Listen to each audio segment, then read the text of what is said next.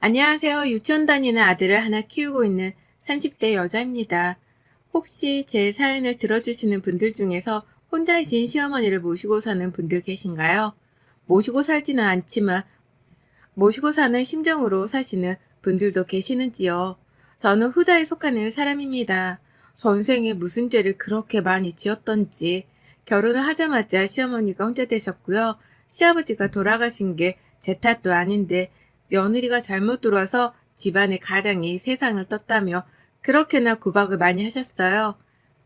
이쯤 되니 정말로 내가 불운의 아이콘이라 시집을 오자마자 시아버지가 돌아가셨나 싶을 정도로 시어머니는 그게 다 제 탓이란 말씀만 유독 반복해서 하곤 하셨죠. 그러니 결혼 초부터 어렵게 느껴지던 시어머니가 더욱 어렵고 먼 남인 것처럼 느껴졌고요. 그 관계를 끝까지 회복하지는 못했습니다. 다만 손주를 낳아드렸더니만 그걸 가지고 시아버지가 환생이라도 했다는 둥에 소름 끼치는 말씀을 하며 아이를 예뻐라 하셨고요. 그 덕에 제가 이 집안에서 투명인간이 아니라 사람 취급을 받으며 살 수 있었던 것 같아요. 남편은 중간에서 저만큼이나 피말라가며 저희 고부관계에 대해 미안해하고 힘들어했어요.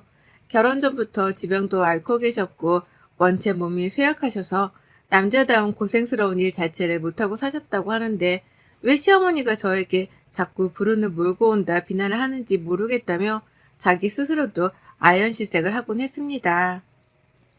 남편이 중간에서 말려주고 달래주며 하는 말들을 듣고 있으면 울컥하다가도 마음의 위로는 되었어요.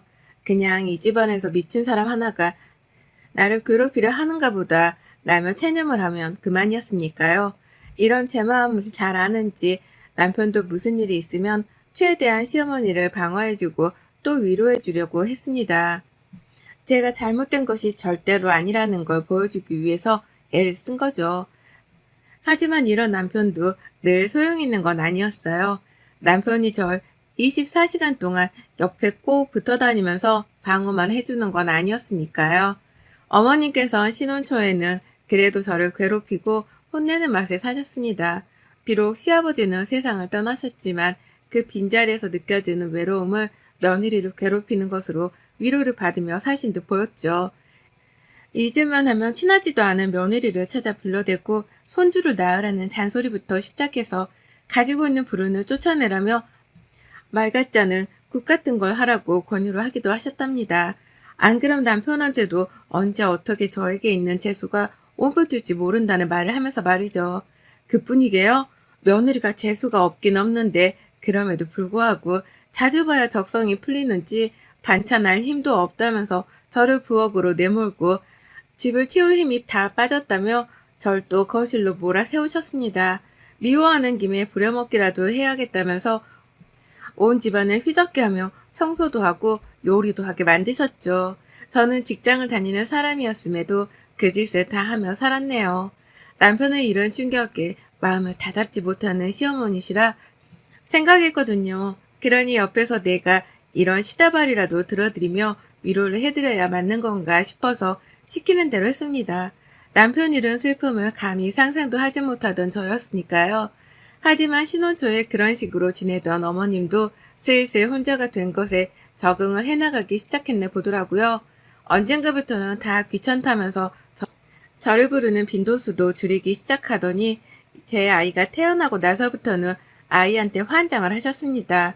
그나마 다행이었던 것이 저를 혼내려다가도 얘가 웃으면 얘 따라 웃고 또 얘가 보채면 어쩌냐며 걱정을 하셨어요.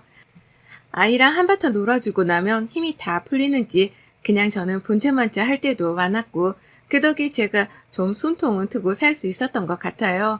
그렇게 서서히 어머님의 관심이 저에게서 멀어지는 게 전 너무 좋았고요. 계속 이런 식으로 살다 보면 언젠가는 어머님도 불운이니 뭐니 하는 그런 미심 따위는 싹 다 잊어버린 채 저를 그저 있는 그대로의 며느리로 맞이해주지 않을까 싶었습니다. 소원까지는 아니었지만 어머님이 살아계시는 동안 그런 정다운 모습을 한 번쯤은 아이한테 보여주고도 싶었어요. 하지만 서서히 괜찮아질 것이라고 믿었던 저희 사이는 예상치도 못한 방향으로 틀어져 가기 시작했어요. 아마 시작은 코로나 도중이었던 걸로 기억합니다. 그냥 문득 한 번씩 어머님이 이런 말을 하더라고요. 아유, 외로워. 라고 말이죠. 그냥 정말 뜬금없이 아이랑 놀아주다가도 외롭단 소리를 뱉어내듯 툭 던져내셨고요. 밥을 먹다가도 김치를 찬찬히 살펴보다가도 외롭단 말을 꺼내셨습니다. 정말 잊을만 하면 사람 신경 쓰이게 말이죠. 그런데 또 웃긴 건 이런 얘기를 저희 남편 앞에서는 단 한마디도 꺼내질 않으셨다는 거예요. 남편이 제 옆에 있다거나 다 같이 시댁에 모인 날에는 절대로 외롭단 말을 입 밖으로 꺼내지도 않으셨습니다. 그러다가도 남편이 잠시 자리를 비운다거나 애초에 저랑 아이랑 단 셋이서만 집에서 만나게 된 날에는 참 희한한 타이밍에 아유 외로워 라고 신세한탄을 하듯이 말을 뱉어내셨어요. 제가 어쩌라고를 시전해야 하는 상황인 것만 같게 말이죠. 그렇다 보니 저도 슬슬 눈치를 챘습니다. 어머님이 재혼 상대 그동안이라면 남자친구라도 물색을 해보려고 저러시는 거라는 걸 말이죠. 자기 남편을 죽게 했다면서 신혼 초부터 갓 들어온 며느리를 재수가 없다며 그렇게 몰아세웠었는데 차마 자기 아들 앞에서 외롭단 소리를 할 수는 없으셨던 거였죠. 그렇게 남편을 향한 사랑꾼 마냥 그리워하고 힘들어하셨던 분이 스스로 외롭단 말을 꺼내가며 남자를 소개시켜달라 하기가 민망스러웠던 겁니다. 입장을 바꿔 생각을 해보니 저 같아도 제 아들 앞에서 외롭단 말을 하기는 부끄러울 것 같았어요. 그러니 저는 혼자서만 눈치를 깐 채로 시어머니를 지켜보는 재미에 들려버리고 말았죠. 불운의 아이콘이 며느리한테서 뭘 믿고 외롭단 말을 꺼내실까 싶어 희한하다 싶으면서도 얼마나 외로우면 나한테 남자를 소개시켜 달란 듯 저를 외롭다는 어필을 하실까 싶어 우프기도 했습니다. 여러 복잡한 감정이 들었지만 일단 제가 할 수 있는 걸 하기로 했어요. 가만히 있기로 한 겁니다. 어머님이 뭐라 먼저 말을 꺼내기 전까지는 그냥 모른 척, 눈치 없는 척 어머님이 외로워하시는 중이라는 걸 전혀 눈치채지 못한 척만 하기로 했어요. 그게 슬기로운 며느리 생활을 하기에 가장 최적이라고 생각을 했고요. 하지만 어머님의 외롭단 투정은 참 끈질기게도 오래 가더라고요.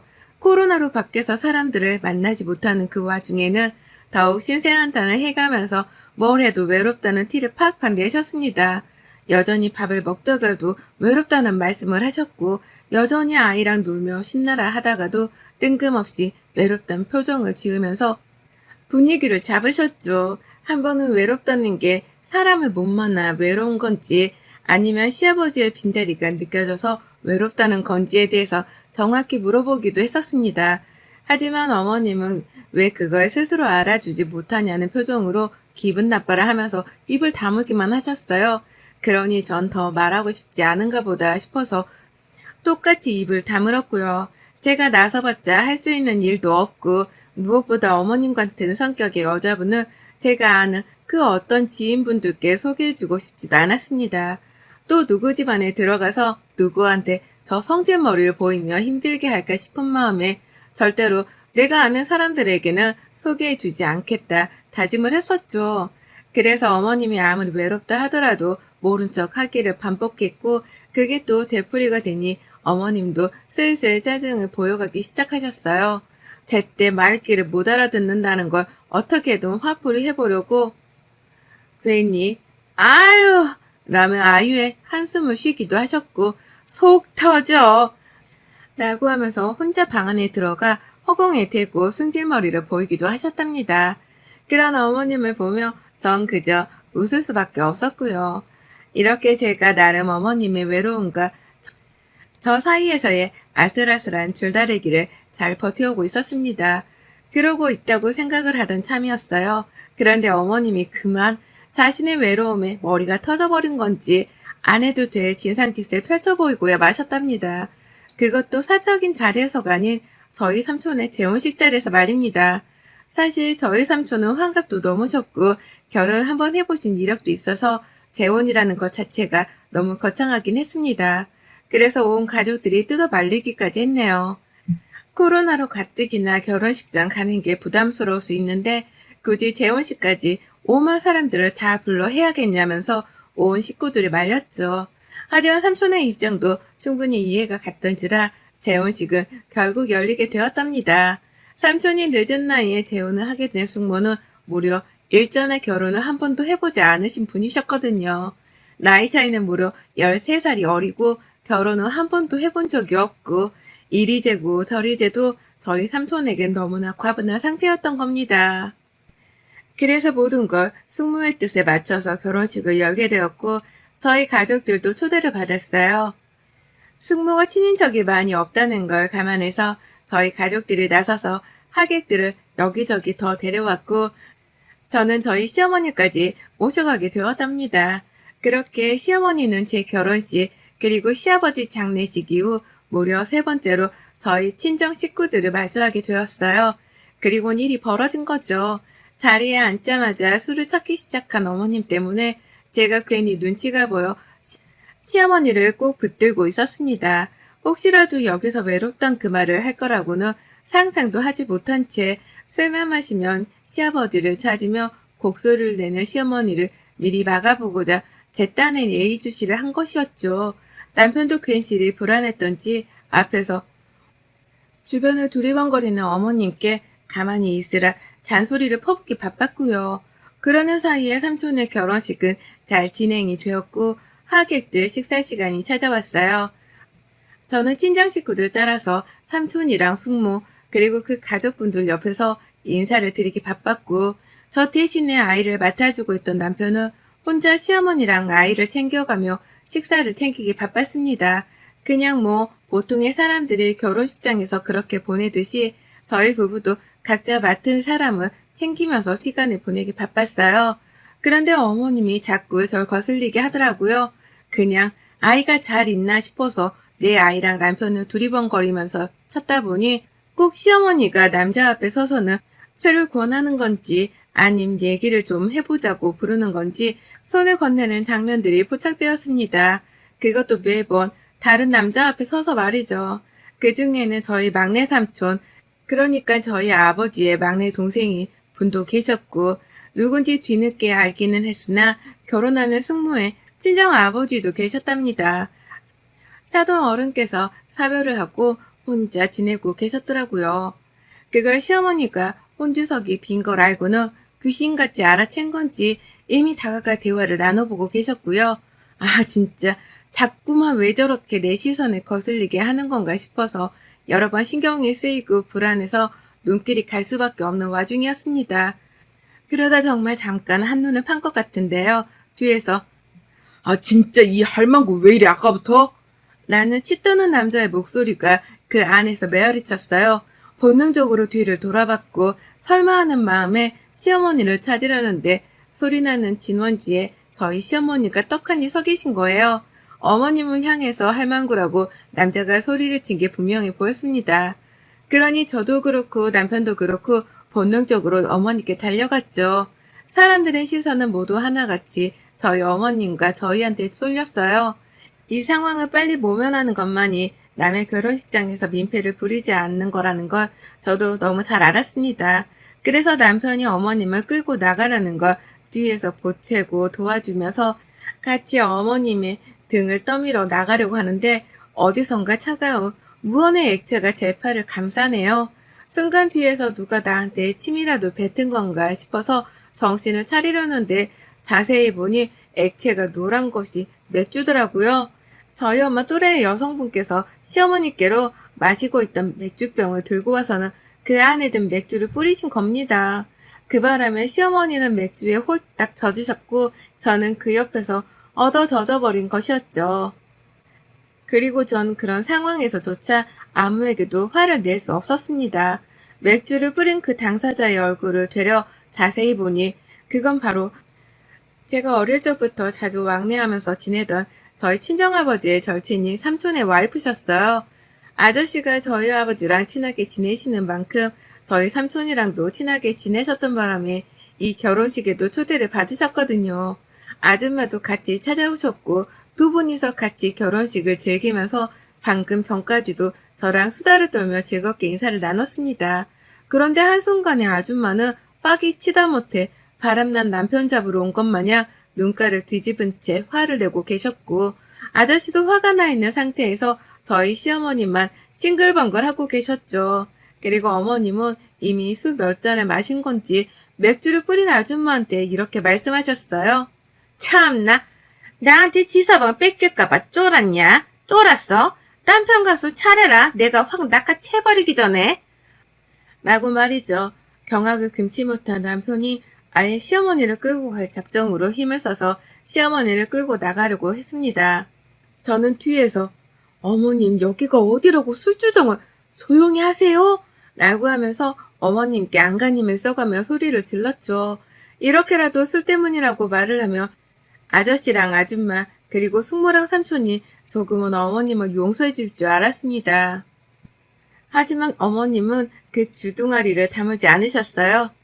야, 나 서방 찾으라고 여기 왔는데 네가 뭔데 조용히 하라 말아야? 이게 확 그렇게 외롭다고 노래를 불러도 듣는 척도 안 하더니 내가 내 손으로 내 서방 찾겠다고 하니 이제 와서 조용히 하라 하네? 아유 진짜 우리 방금 전까지 서로 눈빛 교환하며 좋다고 웃었다고 방금 전까지 나한테 판은 넘어왔었다고 라고 하면서 오히려 그 상황을 더욱 악화시켜버리고 마셨죠. 그 말에 아줌마는 아저씨가 시어머니랑 눈빛 교환도 한 걸로 모자라 웃어주기까지 했다고 생각을 하고는 더욱 불같이 화를 내며 그 자리에서 아저씨께 달려들었고요. 그 바람에 아저씨는 아니라고 하는데 오만 사람들이 다 지켜보고 있으니 창피하셨던지 괜히 스스로 찔려가며 어쩔 줄 몰라셨어요. 누가 봐도 명백하다는 걸 알았지만 긴장을 하셔서 그런지 오히려 수상해 보이기까지 했답니다. 그러니 아줌마는 아저씨를 더 오해하고 아저씨는 억울한데 억울한 척을 못하고 시어머니는 눈치도 없이 자꾸 서방님을 찾겠다고 아우성이고 정말 이런 개판이 따로 없었답니다. 얼핏 보아하니 이 결혼식의 주인공이던 저희 숙모는 이미 울상이 되어서 저 뒤에서 멘붕에 빠진 채로 개판인 이 상황을 쳐다보고 계셨어요. 그러는 와중에 삼촌은 어떻게든 빨리 이 상황을 모면하겠다며 다가와 저희 시어머니를 내보내라 닥달을 하셨는데 그건 오히려 저희 시어머니께 도발을 하는 것이었습니다. 어머님은 내가 왜 나가? 나 꼬신 저 인간도 같이 데리고 나갈 거야. 라며 끝까지 아저씨를 잡으려 했고요. 결국 저희 친정아버지가 나서셨답니다. 사돈이라고 좀 봐주고 있으려 했던 저희 아버지는 더 이상 사돈이라고 봐줘선 안 되겠다 싶었던지 결국 칼을 빼드셨어요. 사돈! 라는 길고도 굵은 발성으로 소리를 질러버리고 마셨답니다. 그러니 이번엔 온 사람들의 시선이 저희 아버지께로 쏠려버렸고 아버지는 이때만을 기다렸다는 듯이 자리에서 일어나서는 다시금 사돈이란 비명을 지르며 시어머니께로 달려갔어요.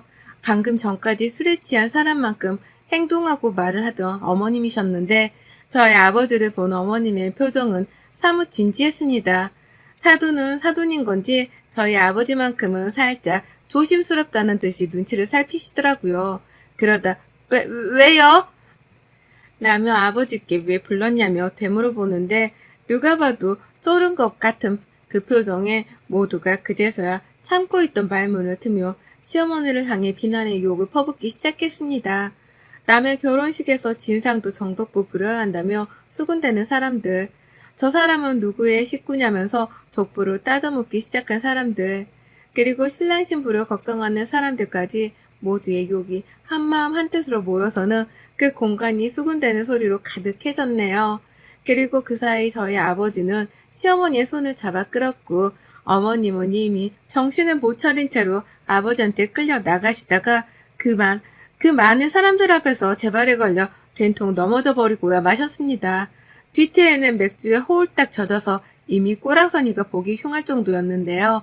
끝까지 큰 소리치며 나갈 줄 알았더니만 제정신을 못 차리고는 자빠진 그 모습에 결국 그 자리에 모인 모든 중년의 아주머니 아저씨들은 큰 웃음을 보이셨어요.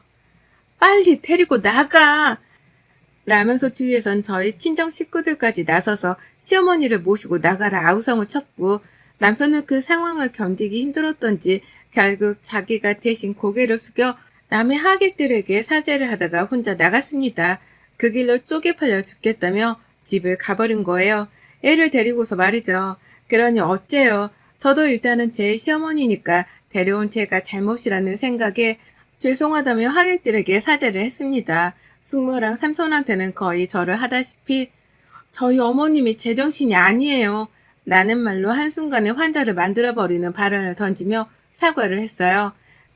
그리고는 뒤에서 자신의 아픈 사람 취급한다며 화를 내는 시어머니를 붙잡고 애 낳던 힘까지 끄집어내서는 어머님을 데리고 식장을 빠져나왔습니다. 정말 한 10년은 훌쩍 늙어버린 듯한 심정이었어요. 애고를 충분히 할 수 있었는데도 불구하고 이 사태를 막지 못했다는 죄책감에 저도 한동안은 정말 힘든 나날을 보냈답니다. 힘들게 결혼한 숙모한테 너무 큰 죄를 지은 것만 같아서 그것도 너무 죄송했고요.